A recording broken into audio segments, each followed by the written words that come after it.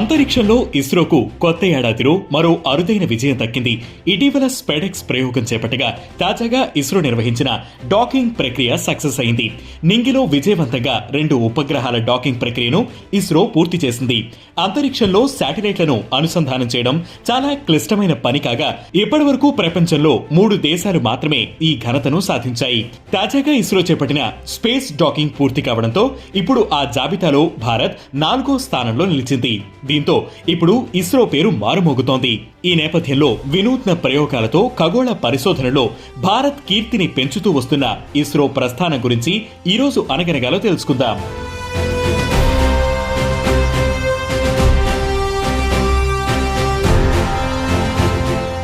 శాస్త్రవేత్త విక్రమ్ సారాభాయ్ విజ్ఞప్తితో అంతరిక్ష పరిశోధనల కోసం నాటి ప్రభుత్వం 1962లో ఇన్కాస్పర్ అంటే Indian National Committee for Space Research స్థాపించింది. మొదట్లో అంతరిక్ష పరిశోధనల కోసం ప్రత్యేక శాఖ అంటూ ఉండేది కాదు. ఇన్కాస్పర్ డిపార్ట్మెంట్ ఆఫ్ అటామిక్ ఎనర్జీ పరిధిలో ఉండేది.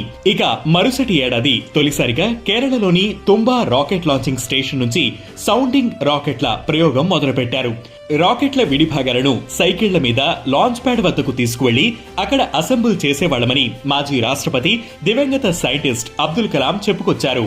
అలా 1963 నవంబర్ 21న తొలి రాకెట్ ను ప్రయోగించారు. ఇక 1969 ఆగస్టు 15న ఆ స్థానంలో ఇస్రో ఏర్పాటైంది.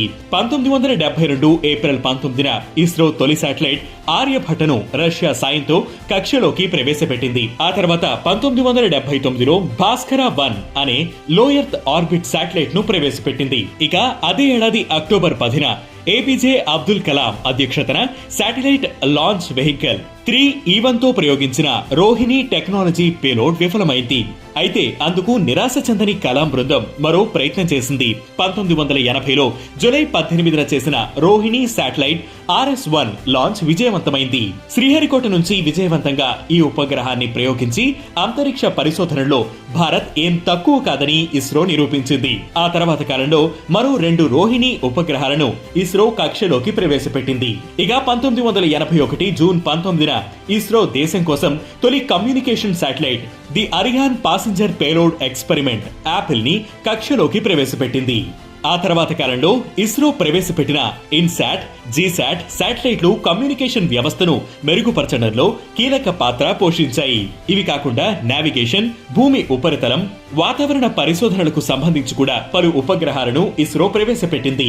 1975 నుంచి మొదలుకొని ఇప్పటి వరకు 124 సార్లు ఉపగ్రహాలను ఇస్రో ఉపయోగించింది. ఇక లాంచ్ వెహికల్స్ విషయానికొస్తే మొదట SLVని ఉపయోగించిన ఇస్రో ఆ తర్వాత polar satellite launch vehicle PSLV, geosynchronous satellite launch vehicle GSLV వంటి అడ్వాన్స్డ్ లాంచ్ వెహికల్స్ ను ఉపయోగించింది.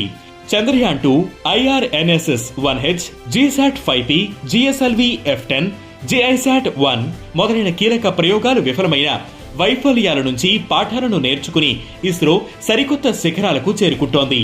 సైకిల్ మీద రాకెట్ విడిభాగాలను తరలించే స్థాయి నుంచి ప్రతికూల వాతావరణం ఉండే చంద్రుడి దక్షిణ ధ్రువంపైకి విక్రమ్ ల్యాండర్ ను పంపడంతో పాటు స్పేస్ డాకింగ్ చేసే స్థాయికి ఇస్రో చేరడం ప్రతి భారతీయుడికి ఎంతో గర్వకారణం.